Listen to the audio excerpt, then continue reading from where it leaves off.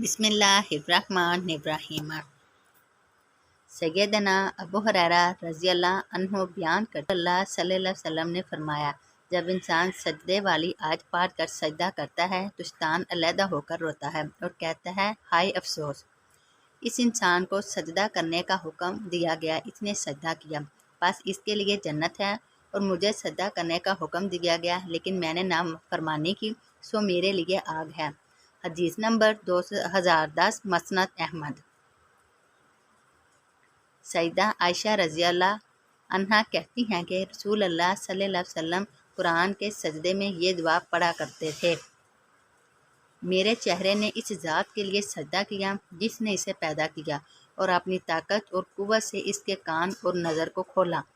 हदीस नंबर 2012 मुस्नद अहमद।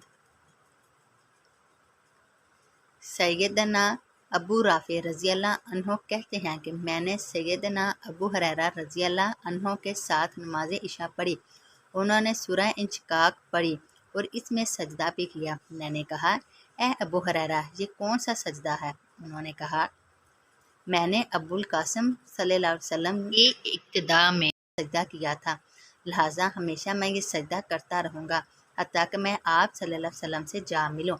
हदीस नंबर 2013 मसनद अहमद। सैयदना अब्दुल्ला बिन उमर रज़ी अल्लाह अन्हो कहते हैं, रसूल अल्लाह सल्लल्लाहु अलैहि वसल्लम हम पर सजदा तिलावत वाली सूरत की तिलावत करते जब आप सल्लल्लाहु अलैहि वसल्लम नमाज में नहीं होते थे।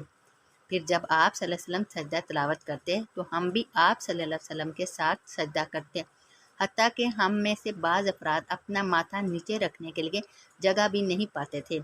हदीस नंबर 2015 मसनद अहमद। सैयदना अब्दुल्ला बिन उमर रज़ी अल्लाह अन्हों से ये भी मरवी है कि रसूल अल्लाह सल्लल्लाहु अलैहि वसल्लम हमें कुरान की तालीम देते, बस जब आप सल्लल्लाहु अलैहि वसल्लम कुरान की सजदे वाली आयत से गुजरते तो सजदा करते और हम भी आपके साथ सजदा करते। हदीस नंबर 2016 मसनद अहमद।